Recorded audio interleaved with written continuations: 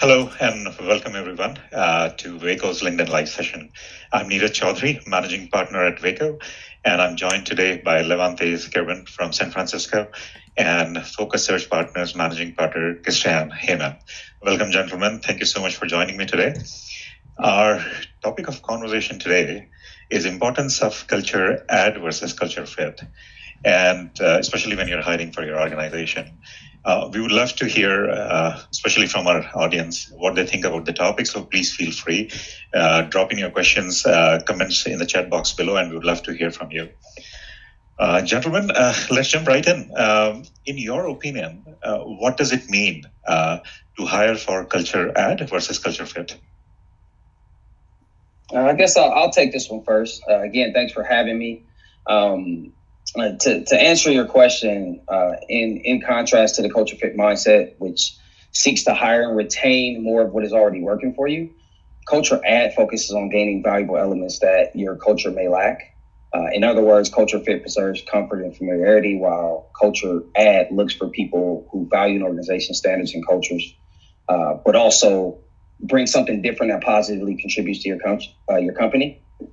And a couple of things that I want to make note of is that culture add isn't about quotas. Hiring people with different demographics may increase diversity, but it will not add to your culture if everyone thinks the same way, right? We can't ignore factors like race, ethnicity, and gender in this discussion, but we must also look beyond them and think about the viewpoints that make up your current culture. And I really believe that culture add is about just as much about how a candidate looks at the world as how the world looks at them.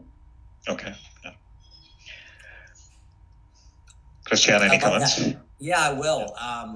So no, that's excellent. I love that, Levante. I think, so from my side, I do a lot of executive recruiting, right? So I'll get a call by a CEO or a CFO or even a board.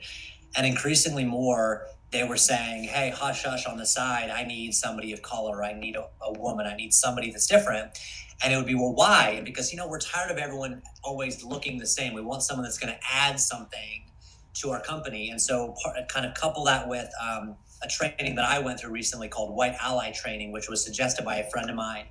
And it was just about in a position that I'm in, yes, being a white male, but also being an executive recruiter, my willingness to have the conversation of saying, hey, this person fits, but this person actually adds something. And just having that dialogue with my clients, I think over the last couple of years has increased first the slate of diversity, not just we want a diverse slate, but truly a slate of qualified people, and has ended up in different hiring practices. I can look back on 4 or 5 searches over the last year or two where I brought something to light at the end. Hey, were you aware that this person she's married to a woman and they have a child they adopted? This is something you all should know because that would add something that I don't think you have on your senior team. Or if it's a whole senior team of women, hey, let's hire a male, or vice versa. So for me, it was a self-realization that in my role, yes, as a white person, but also as an executive recruiter, if I'm not asking questions of myself and my team, my clients, of what does this person add, not just how do they fit, then I felt like I was not doing a service to my clients. So I've been thinking about this quite a bit. So I'm really thrilled that we're, as Vaco, kind of leaning into this topic and taking it very seriously, because if we each do a little bit different, we can make a big impact. Yeah. So to Christian, to your point, we find ourselves in this situation almost every day where hiring managers especially, instinctively look for a culture fit, right? And how can this become a problem over an extended period of time? Yeah, I'll take this one, Levante, and then I'd love your thoughts. And I think it's just like these kind of side conversations, like, hey, we're looking for someone different. Why are you looking for someone different? Because we want to be better. I mean, you look at some of the statistics that come out from Goldman Sachs and Harvard Business Review, it is undeniable that group think of people that think the same come up with worse answers slower. And so if you have the chance to put people in a room who are different and diverse, you're going to get to better answers quicker. And if y'all can just get over each other's egos, I think people are recognizing diversity of thought isn't just a nice idea. It's actually a business. There's a business case for it. So I think for me, it's just been an eye-opening thing of, assembling diverse teams. You think about what happens in the NBA and in sports all over, even if most of the players that play in the NBA are black. You want a killer shooter, a great point guard, a big man down low, someone that can defend. If you got a bunch of defenders on the field, you can't score, and a bunch of people that can shoot, and you can't defend. So it happens in sports all the time, and I love the fact that Vaco is leaning into this again and then helping ours. So to your point, if we all think about this a little bit differently, the impact could be really big. But Levante, I'd love your thoughts on it. I love everything that you just said, Christian. And to piggyback off of that, I did a little research and saw that conventional wisdom on culture fit, it dates back to a series of research studies in the 70s that concluded that people are happier and more comfortable when they work with people who have similar interests and personalities to them. Right? These business authors and management gurus, they mistakenly took that to mean that teams with similar interests and personalities would be more effective. But, as Christian pointed out, the opposite is probably true, right? And that thing that allows for a group of people to come up with better ideas and solve complex problems in ways that no individual member could on their own is precisely in that group's different ways of thinking, right? It's cognitive diversity, which is important. So I think with culture fit, you have to be careful of two things: having a lack of cognitive diversity, and then also developing into, I guess you could say, like a cult, right? And in a cult, one must think and behave a certain way in order to belong, right? As opposed to a culture in which you're given more freedom to think how you choose and contribute to that group. So you have all these different things at place where people say, hey, we're a family here, and all these different things. And to Christian's point, I think we're less about trying to build families. We're trying to build championship teams, right? We use like the Spurs dynasty, for instance. They had a team of a ton of international players. They all spoke different languages, had different elements to the game, right? And they were able to win a ton of championships together, I think, because of the differences that they brought together, right? They all learned the game of basketball in different environments, right? But they had a commonality, their love for basketball and their shared desire to win at all costs. I want to point out something really quick, and this will be a very short story. So Coach Gay, I live in Durham. Coach Gay is here. He told one of the coolest stories about the late Kobe Bryant. So the last Olympics that Kobe was in, the coach was leading. Kobe showed up a few days early to get his body all ready and start. At this point, he was the only guy doing this. People have really learned how to take care of your body from what Kobe did.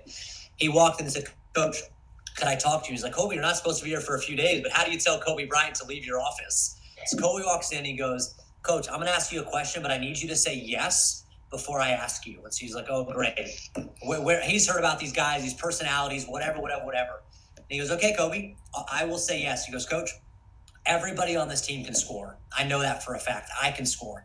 I want you every single night to put me on whoever you want me to shut down. I want to show this team how to lead by defense. Coach goes, yes. And Kobe goes, all right, I'll leave Coach in a couple of days. And his idea was everybody on this team is kind of the same. We're all the best players in the world. But Kobe, and he taught those guys, LeBron and all those guys, how to take care of their bodies, how to get up, whatever. But he said, everybody can score. Put me, I want to win a championship. I want to win a gold medal. Put me on whoever is killing us every night. I won't score a single point. I'll run myself like a dog playing defense. And that was just a story I thought I would share with you all. It's been impactful for me ever since Coach shared that with me. Fantastic. No, great perspective, Christian. We have a question from Caleb.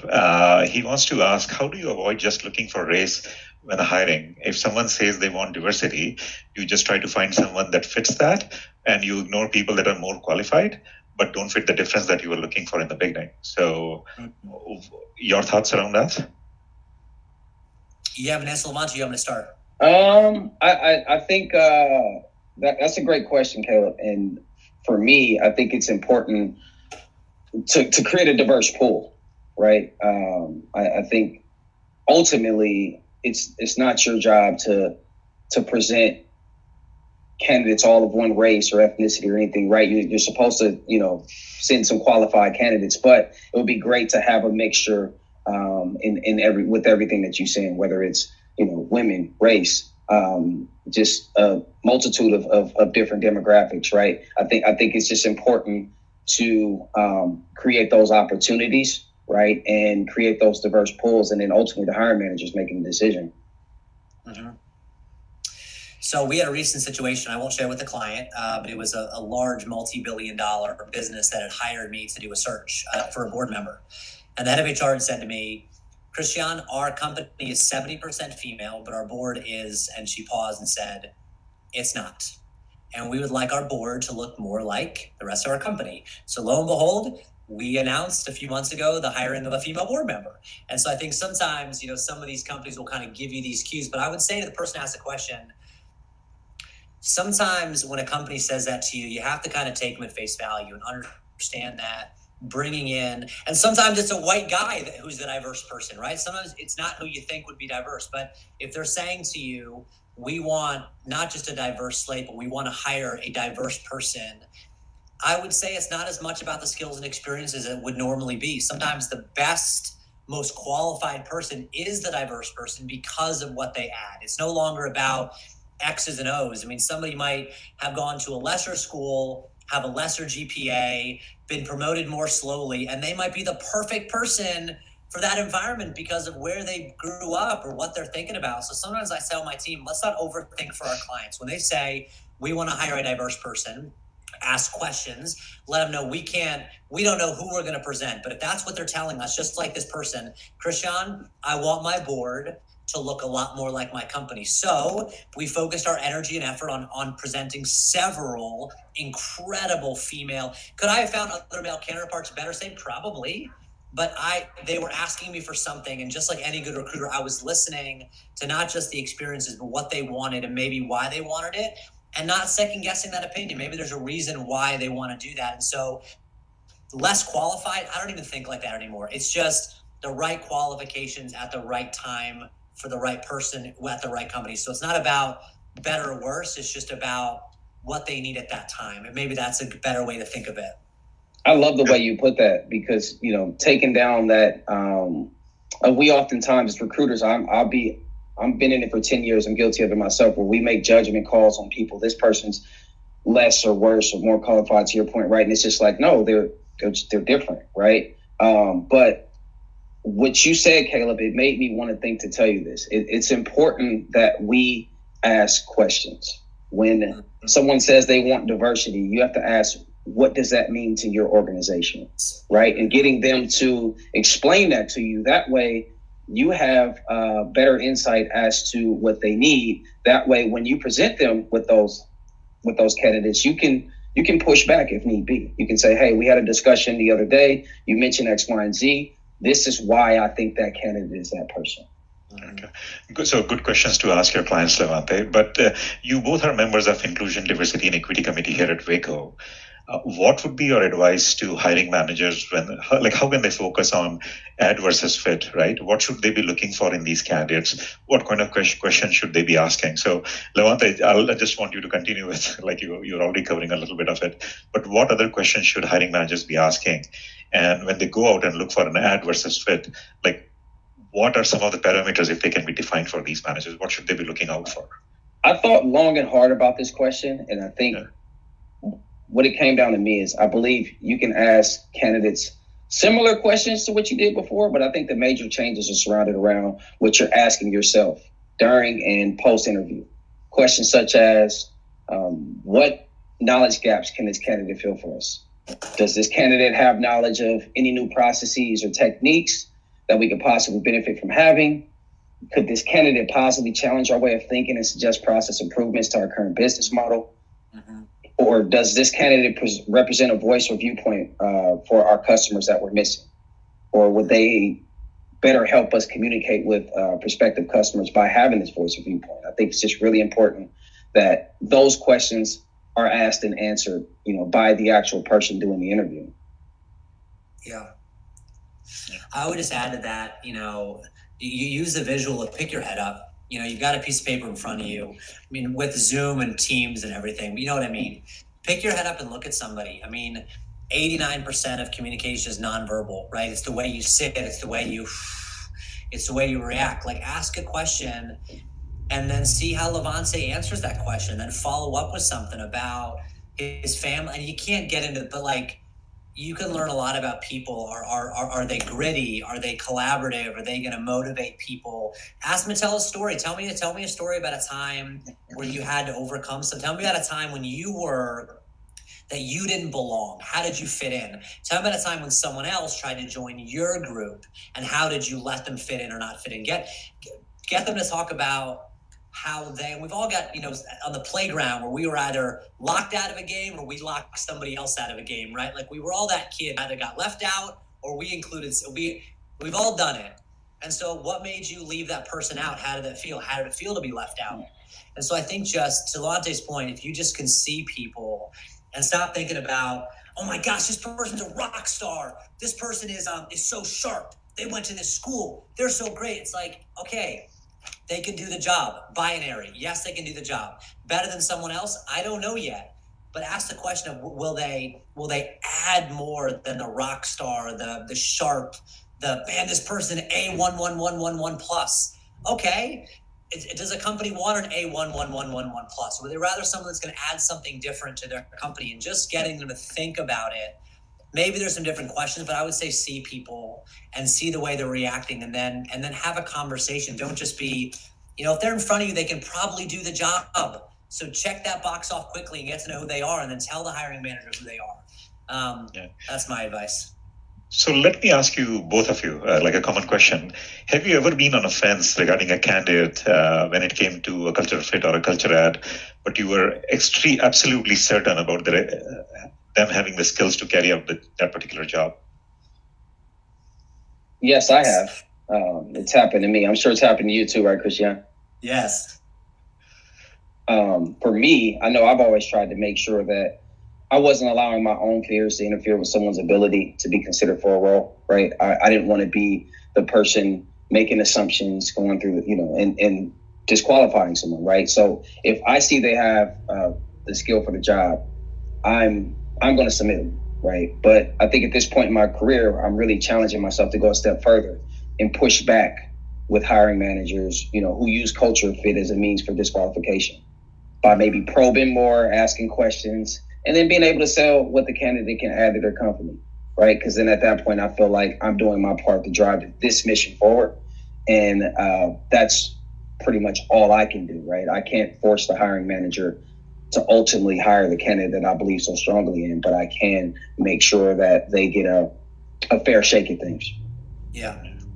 I mean, there's a couple catchphrases my team would laugh if they were on. I don't have a vote, but I have no decision-making authority, but I have a lot of influence. There's things I can do. I want to be in the way until I'm in the way. And I think I've leaned in a little bit more to that influence. I've leaned a little bit more into I'm going to be in the way until you kick me out of the way, because sometimes, to Levante's point, you present 5 people that all look great. They meet them. Oh, this person's just like us. Hire, boom, done, finished. And that's okay. But I think, just again, I was telling before this call, I'm in a situation where there's a female who's made the decision that she wants to be married to another female, and they have an adopted child together, and she's a finalist on the search. And I'm saying to the team, hey, all else being equal, both these people can do this job. I believe that, you believe that. What do you think this person would add as opposed to this person? What experiences and struggles would she have gone through that this other, and they're both going to have answers. But the question is, ask the question, like, what is it you want to add to the team, assuming they can both do the job? And right now, as of this morning, as of an hour ago, I'm having this dialogue with the CFO and the head of HR about this really important role. And I'm saying, just think about what this person might add and the struggles that she would have had to go through to even get to this point. And if they choose the other candidate, that's great. But I'm saying, if I can just lean into those conversations year in and year out, search in and search out, there's going to be a few hundred people, a few thousand people, a few 100,000 people Vaco-wide would give an opportunity that normally wouldn't be given an opportunity. And I'll take this moment to say, too, I think we need to look internally for a moment, too, as we're doing our processes and hiring and who knows who and who knows what, like going outside our traditional realms of, hey, Levante, who do you know? Christian, who do you know? Sid, I'm talking about the people here in Raleigh. We tend to hire people we know from our networking groups, and those tend to be people that look like us and act like us. So how do we, as a company, get better about hiring people of color and people of diverse, and then making sure they're successful, being like they don't fit. The whole point is they're going to add to us. So how do we make them successful? How do we match them up with mentors and make it be deliberate, like really deliberately trying to get the diversity of Vaco to look better as we're striving toward, and we're encouraging our clients, we ought to be looking at ourselves and saying, could our senior leadership team be more diverse? Could our managing directors be more diverse? As a company, we're probably okay. Like this company, the company is good, but the higher up you go, the less it looks like the rest of the company. So how do we internally, in places like San Francisco, or maybe places like Raleigh aren't. Maybe you got to try more in places like Raleigh and Birmingham and Nashville and some other parts of the country. So how do we as a company lean into this for our clients? But then as we're hiring people to join our teams, how do we really think about that in the same? And I think Vaco needs to be thinking about that maybe more than we have been, or we're on the right path, but we need to stay focused on that as well. So, in your opinion, is it possible to teach company culture then? And I would love to hear both the perspectives. If it's possible, yes, how, why, and then if no, then why not? Yeah. I'll go first. I'll let you handle it. Yeah, so I would say, and I love sports, I would say no, you can teach habits. You can teach hard work. Derek Jeter was famous for saying hard work is not a talent. So teach people what we're trying to do, right? Teach people how we act, who we are. I love our tenants, right? But you can't